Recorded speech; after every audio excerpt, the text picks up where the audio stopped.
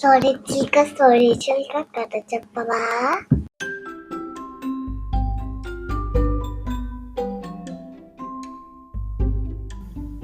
అనగనగా ఒక ఊళ్ళో రాహుల్ అని ఒక అబ్బాయి ఉండేవాడు.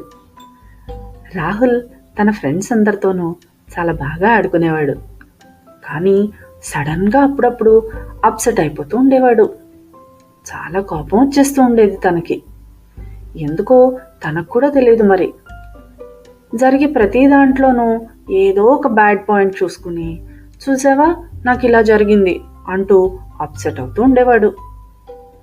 తనకి తన ఫ్రెండ్స్ ఎవరైనా గిఫ్ట్ ఇస్తే కూడా ఆ గిఫ్ట్ చూసి, చూసావా చిన్న కారు ఇచ్చాడు, చూసావా ఈ కార్ తిరగటం లేదు, అబ్బా నా ఫ్రెండ్స్ బ్యాట్ ఇచ్చారు కానీ ఈ బ్యాట్ చాలా బరువుగా ఉంది, అరే బర్త్డేకి ఎవరైనా బుక్స్ గిఫ్ట్ ఇస్తారా, ఇలా ప్రతి దానికి కంప్లైంట్ చేసేవాడు రాహుల్.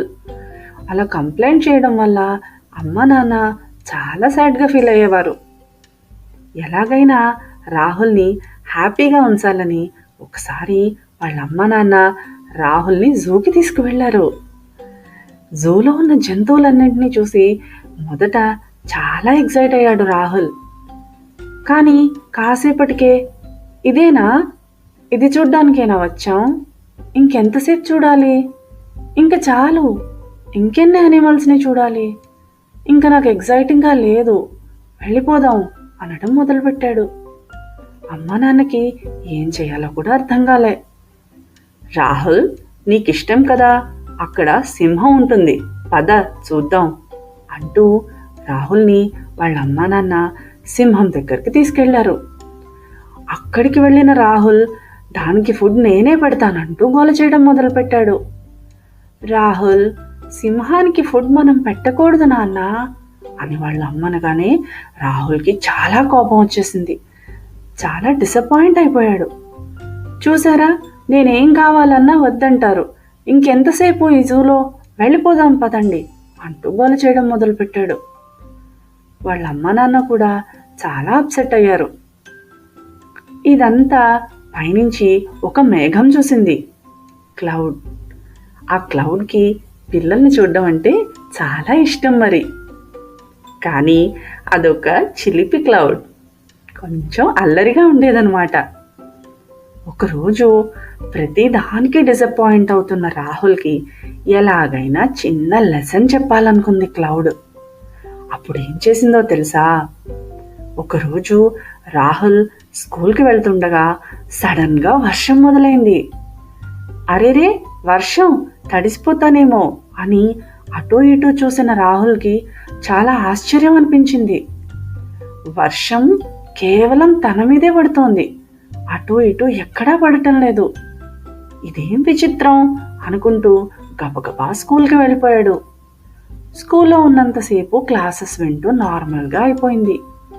మళ్ళీ బయటకు వచ్చిన రాహుల్ మీద మళ్ళీ వర్షం పడడం మొదలైంది. అది కూడా చిన్న చిన్న చినుకులు కాదు, పెద్ద నల్లటి వర్షం. పాపం రాహుల్ బట్టలన్నీ బ్లాక్గా అయిపోయాయి. తన ఇంటికొచ్చి వాళ్ళ అమ్మా నాన్నకి జరిగిందేంటో చెప్పాడు.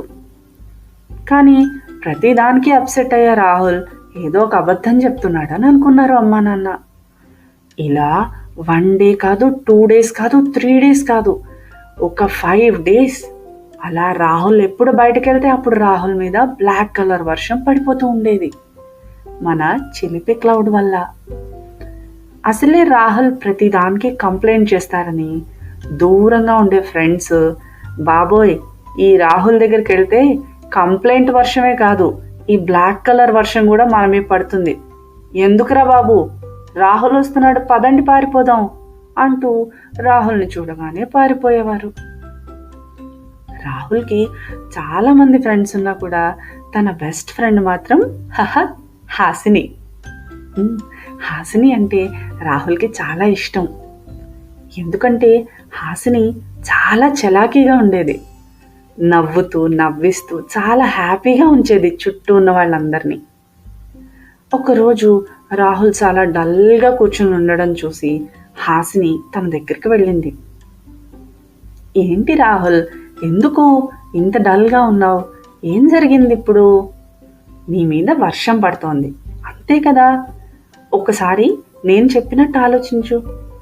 ఎంతమందికి వాళ్ళకంటూ ఒక స్పెషల్ క్లౌడ్ ఉండి వాళ్ళ మీద మాత్రమే వర్షం పడుతుంది. నువ్వు చాలా లక్కీ ఫెలోవే రాహుల్, అంది హాసిని. ఏంటి, నా మీద ఇంతిలా బ్లాక్ కలర్ వర్షం పడుతోంది, నా ఫ్రెండ్స్ ఎవరు నా దగ్గరికి రావటం లేదు, ఇంకా నువ్వు నన్ను లక్కీ అనుకోమంటున్నావు. నాకు అందరితో కలిసి ఆడుకోవాలని ఉంది. నాకు నచ్చట్లేదు ఇలా తడిగా ఉండడం. నాకు ఇవేమీ నచ్చట్లేదు హాసిని. ఏంటి లక్ ఇందులో అన్నాడు అప్సెట్ అయిన రాహుల్.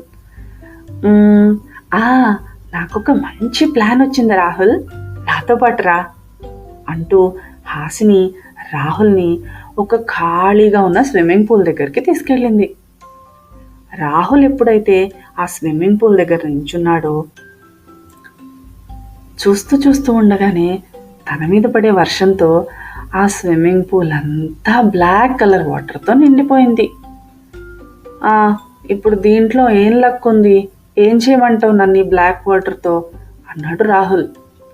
అప్పుడే కంగారు పడకు, నేను ఇప్పుడే వస్తాను అంటూ హాసిని పరిగెట్టుకుంటూ వెళ్ళి తన ఫ్రెండ్స్ అందరినీ తీసుకొచ్చింది. రండి రండి, బ్లాక్ కలర్ స్విమ్మింగ్ పూల్ చూపిస్తాను మీకు, మనం అక్కడ రకరకాల ఆటలు కూడా ఆడుకోవచ్చు అంటూ హాసిని ఒక 10 మంది పిల్లల్ని తీసుకొచ్చింది. అందరూ ఆ స్విమ్మింగ్ పూల్ని చూసి చాలా ఆశ్చర్యపోయారు.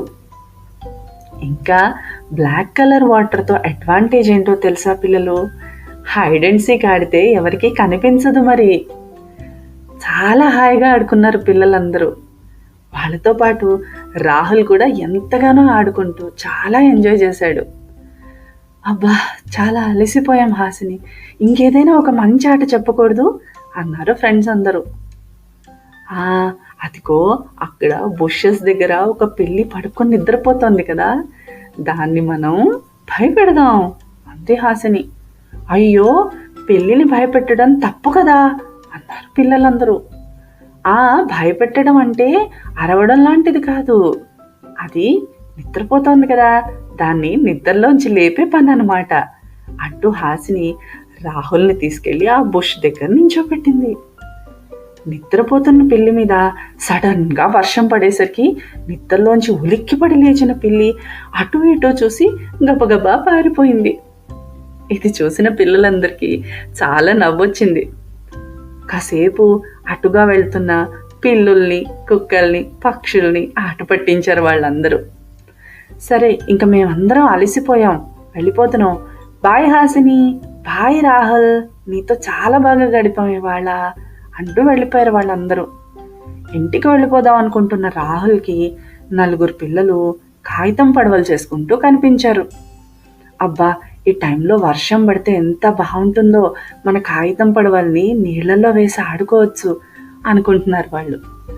వర్షమేగా, నేను రప్పిస్తా ఉండండి అంటూ రాహుల్ కాసేపు అక్కడే నించున్నాడు.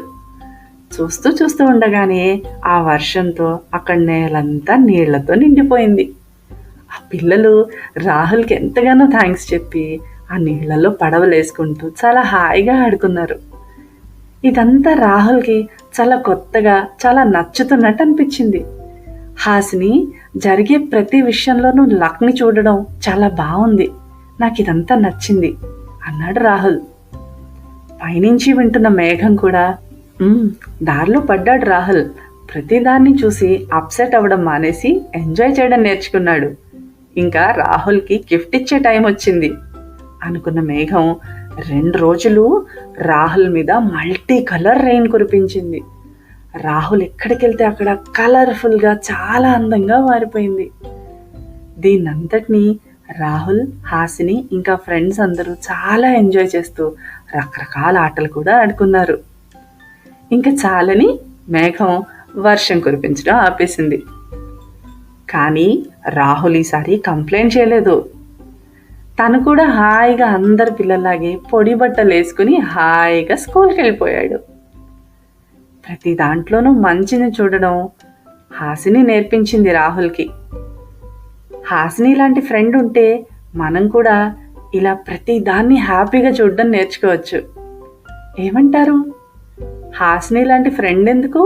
మీరే ఒక హాసినిగా మారచ్చుగా. ప్రతిదాన్ని హాయిగా ఎంజాయ్ చేయడం నేర్చుకోండి, సరేనా? స్టోరీ కంచికి, చిలక ఇంటికి. హలో గాయ్స్, మీకు ఈ కథ నచ్చితే లైక్ చేయండి, షేర్ చేయండి. Bye bye.